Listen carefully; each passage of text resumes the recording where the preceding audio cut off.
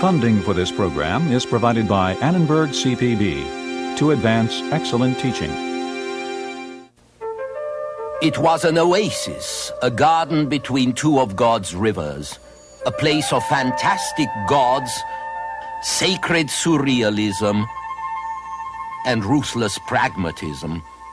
A place where we can find our origins, laws, trade, money, and bloodshed on a lavish scale. Mesopotamia, this time on the Western tradition.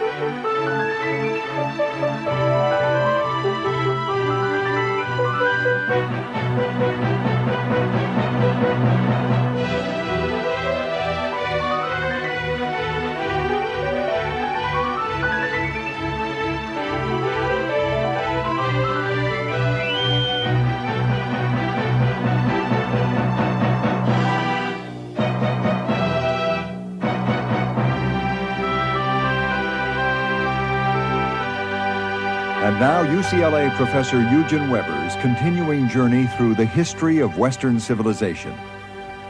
Now see if you can recognize this passage. And the Lord God planted a garden eastward in Eden, and there he put the man whom he had formed. And out of the ground made the Lord God to grow every tree that is pleasant to the sight or good for food. And a river went out of Eden to water the garden, and from thence it was parted and became into 4 heads. The name of the first is Pison.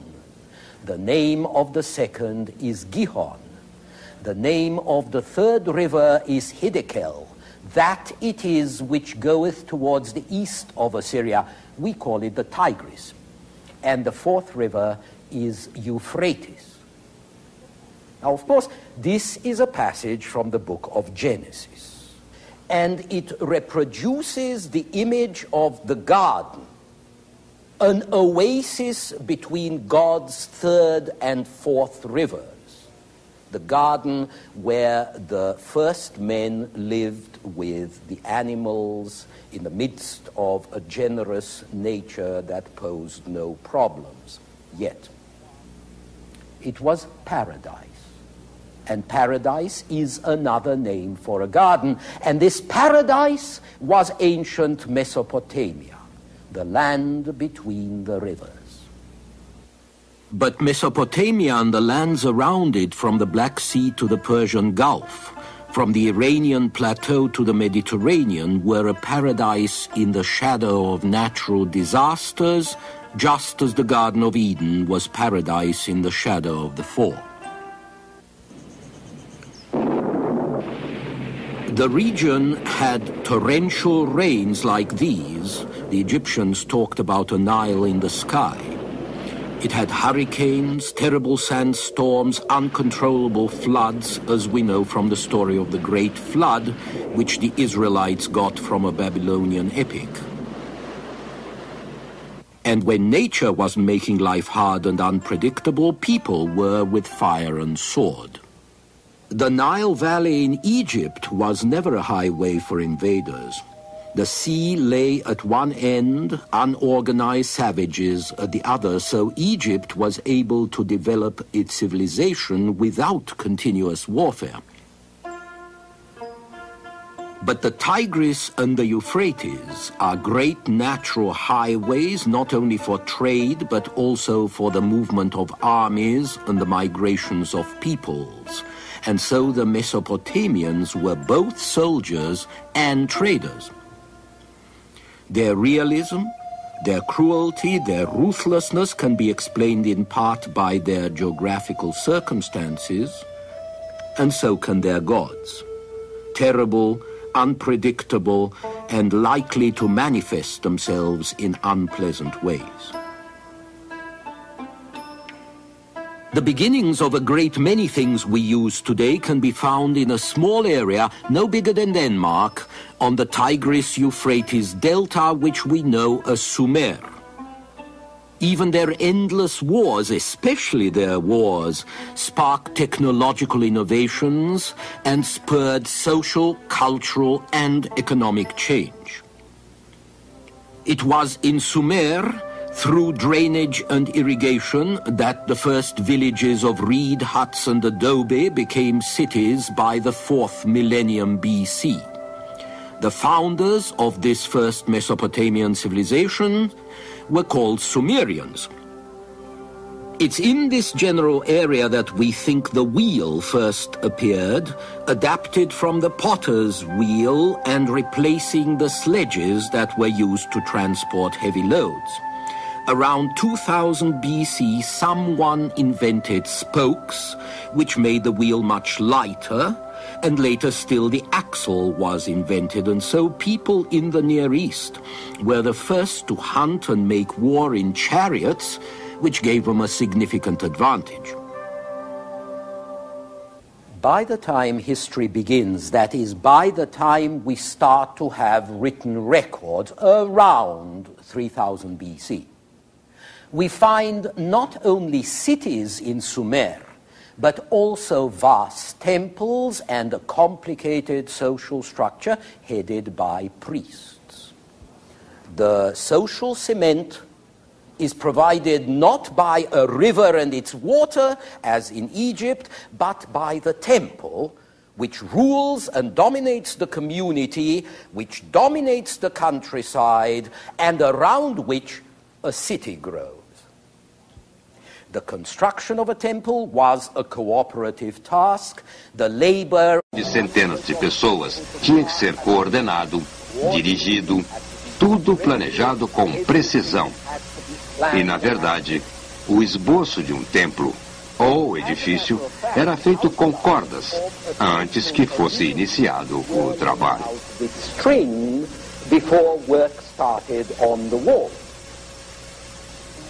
E temos esboços para templos de várias cidades desenhados em escala em placas de argila.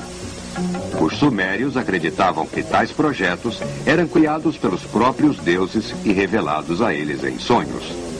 Mas os verdadeiros arquitetos provavelmente eram os sacerdotes. Outra coisa ligada aos templos eram as placas de argila marcadas com desenhos e numerais. Eram relatórios dos sacerdotes que administravam os templos e que tinham de prestar contas aos deuses ou, mais provavelmente, a seus colegas. Eles criaram um método convencional de registrar receitas e despesas em sinais escritos que seus colegas e sucessores entenderiam. Em outras palavras, eles inventaram a escrita. E a escrita, conforme desenvolvida na Mesopotâmia, reflete uma das principais diferenças com o Egito: a capacidade e inclinação para a abstração. Lembrem-se que o hieróglifo egípcio é uma imagem, um desenho. Os egípcios eram pessoas literais. E mesmo quando eles usavam um sinal para representar um som ou sílaba, também usavam um desenho. Mesmo seus sinais alfabéticos não eram letras abstratas, mas sim imagens específicas.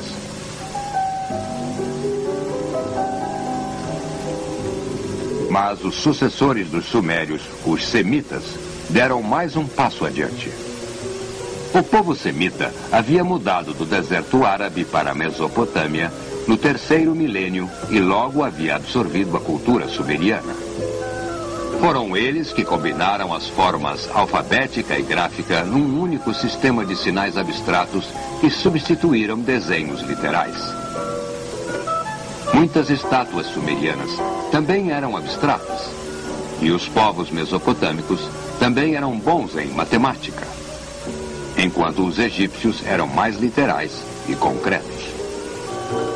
Esta é uma placa de argila com problemas de matemática para estudantes da Mesopotâmia. Na religião também havia diferenças.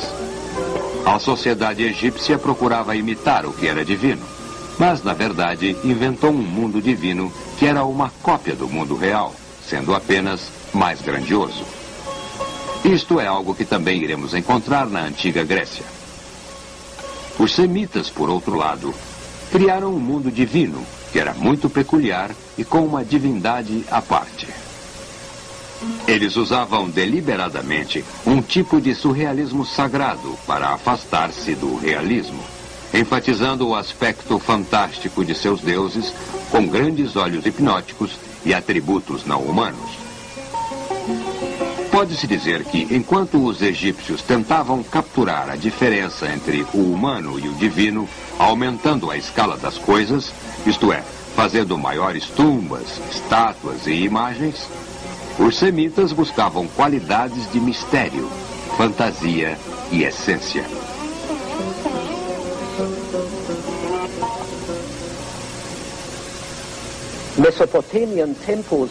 Os templos e a vida religiosa da Mesopotâmia refletiam claramente esta tendência para a abstração, mas também ajudaram a criar e estruturar a abstração.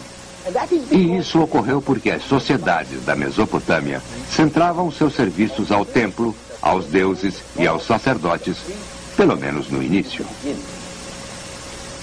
Mas os templos e seus servidores não existiam isoladamente. E as cidades sumerianas precisavam de importações. Madeira, pedras para a construção civil, metais para ferramentas e armas, além de oferendas para os deuses. Pedras preciosas do Afeganistão e Índia, madrepérola do Golfo Persa. E assim veio o comércio, amplo e ativo, com o crescimento de uma classe comerciante independente e diversificada.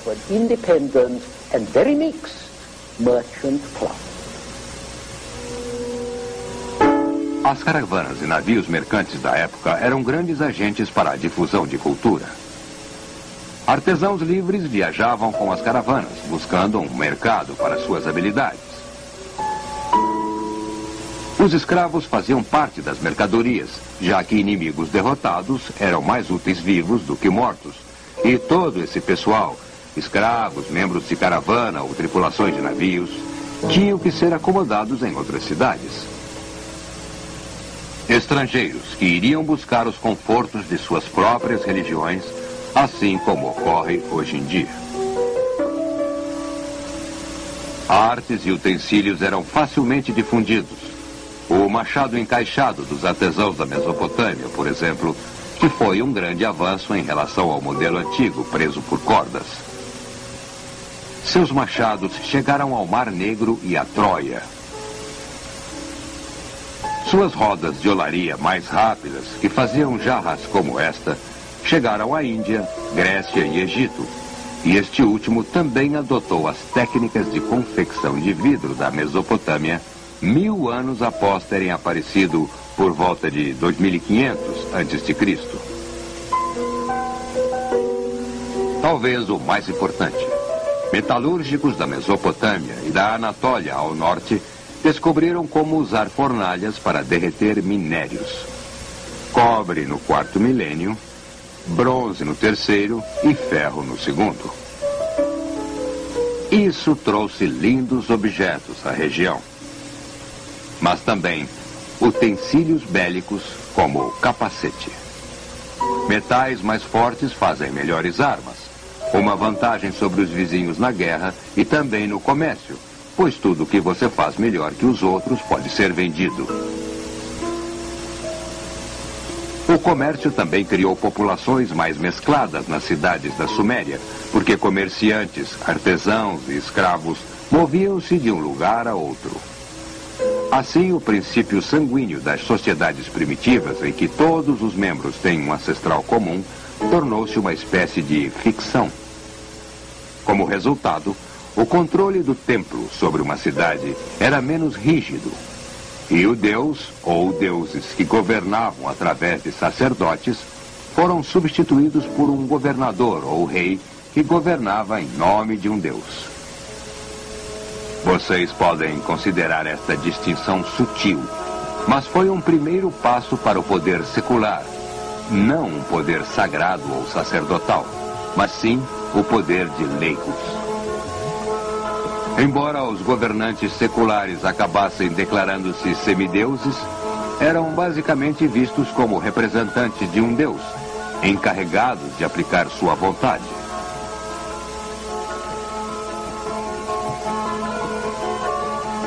Quando eles lutavam, era um Deus que guiava seus braços na batalha, e uma vitória confirmava a indicação divina de um rei.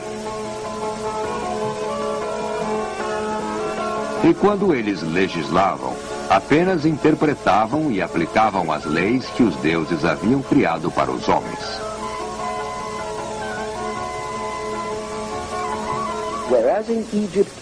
No Egito, a justiça era um aspecto da ordem divina, da qual o faraó era uma parte integrante.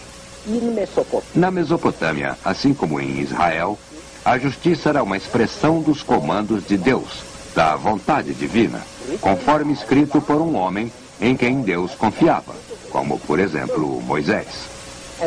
Assim, o Criador divino da lei e o comunicador da lei já não eram mais a mesma entidade. E com esta separação, a lei assumiu uma vida própria. Uma lei escrita, por exemplo, era um contrato bilateral. O súdito tinha que obedecer ao rei, obedecer à lei do rei. Mas o rei, supostamente, tinha que respeitar sua própria lei, a mesma lei. E assim ninguém estava acima da lei, pelo menos em teoria. E embora essa teoria fosse ignorada, como ocorre hoje em dia, era um princípio básico com grande força a longo prazo, porque chegava a ser respeitado. A escrita e codificação da lei acabaria afetando a vida política e as ideias políticas para sempre.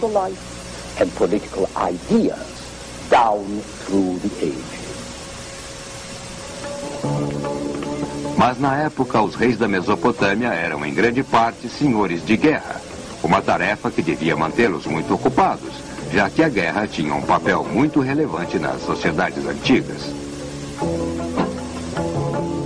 Embora os camponeses produzissem um superávit, este ficava concentrado nas mãos de um grupo relativamente pequeno de pessoas. Isto limitava as oportunidades de expansão da população rural e os camponeses pobres acabavam tendo que procurar novas terras para plantar. As cidades da Suméria patrocinavam obras de melhorias contra o deserto e os pântanos. Mas, como ocorre hoje em dia, a opção que mais economizava o trabalho era o roubo. Por isso havia guerras intermináveis entre as cidades, uma tentando capturar ou recuperar as terras de outra. Eventualmente, um típico imperialismo resultaria desse estado belicoso. Uma cidade ou região ampliaria seu poder ainda mais, eliminando a concorrência à sua volta e impondo seu governo e religião sobre as outras. No decorrer dos séculos, a partir de 2400 a.C., houve uma série de impérios. Primeiro, com base em cidades da Suméria, como Ur e Lagash. Depois foram cidades mais ao norte, como Akkad, dos Semitas, cuja exata localização ainda é desconhecida.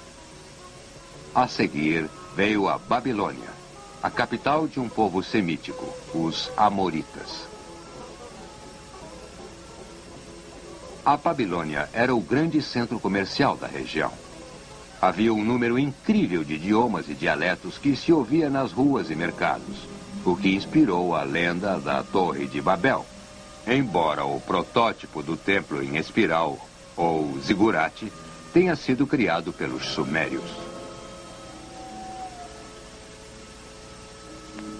Por volta de 1800 a.C., o rei da Babilônia, Hammurabi, deu a seu povo um código escrito de leis públicas e privadas. O Código de Hammurabi, aqui gravado num monumento, tornou-se a base da lei comercial internacional que regulava contratos, juros, formas de hipoteca e toda espécie de transações comerciais. Ele também cobria casos criminais e de forma muito severa. Lei número 8. Se um homem roubou um boi, ovelha, asno, porco ou veículo, seja do templo ou do palácio, pagará 30 vezes o seu valor. Se ele roubou de um plebeu, pagará 10 vezes. Se o ladrão não puder pagar, será condenado à morte.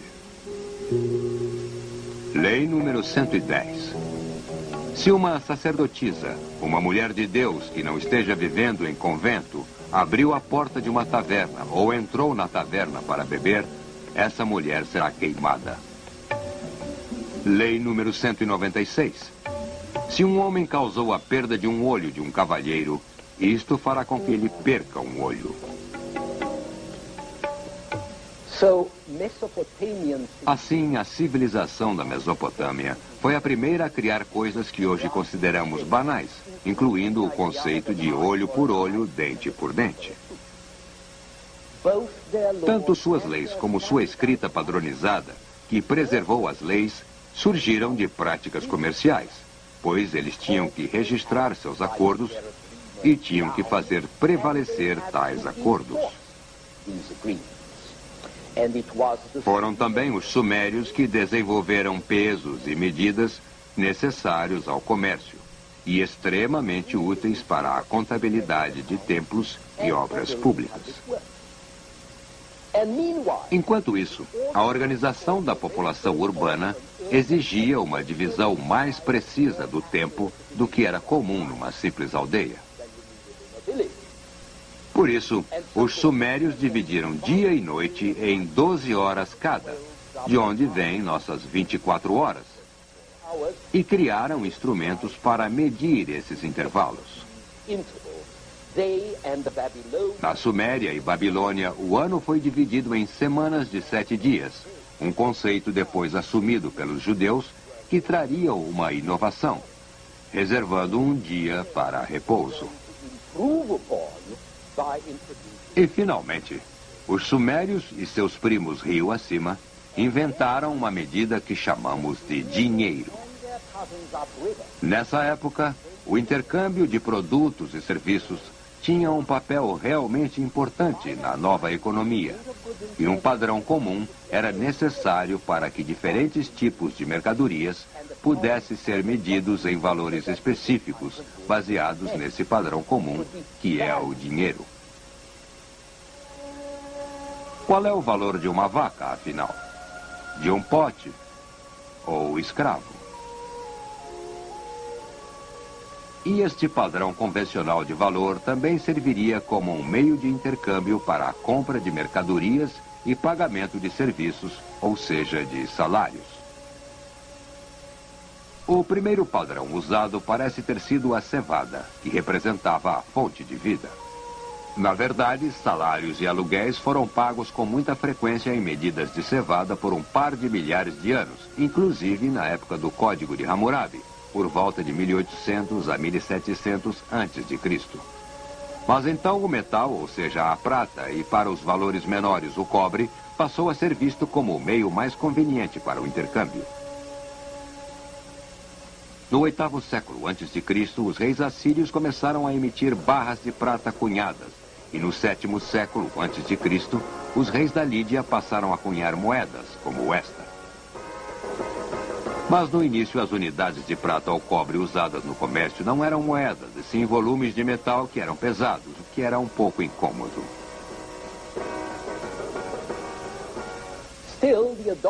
Mas a adoção de um padrão metálico convencional marca a transição de uma economia natural, na qual os objetos são trocados, para uma economia financeira, em que tudo pode ter seu preço indicado em shekels de prata ou punhados de cevada. Uma das consequências disto foi a possibilidade de estimar-se a riqueza, não em posses de alimentos, escravos ou mercadorias que podem ser consumidas, usadas e usufruídas, mas sim em termos de um meio abstrato genérico, que não pode ser consumida em si, mas pode ser trocada por qualquer bem de consumo ou serviço. E assim, os produtores podiam trabalhar para o mercado, e não apenas para si mesmos, ou apenas para uma pessoa que pedia algo oferecendo outra mercadoria em troca. Você podia produzir para o mercado, receber o preço obtido no mercado e guardar essa reserva para gastar quando quisesse no futuro. Além disso, essa nova riqueza generalizada possuía a mesma qualidade do trigo, cevada e gado. Ele podia reproduzir-se, podia multiplicar-se. Como os cereais ou criações de animais, dinheiro podia ser tratado como um capital e utilizado para garantir um crescimento, transformando-se em lucro. Quando emprestado, podia render juros. E assim, quando Hammurabi chegou, cerca de 3.800 anos atrás, ele realmente tinha muito a legislar, como veremos em nosso próximo programa.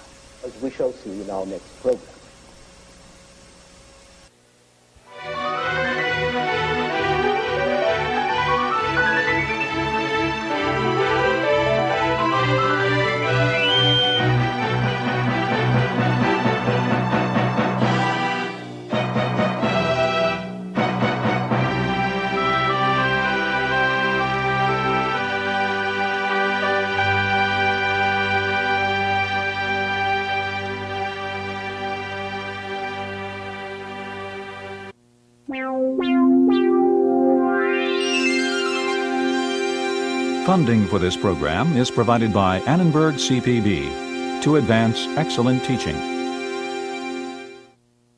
For information about this and other Annenberg CPB programs, call 1-800-LEARNER and visit us at www.learner.org.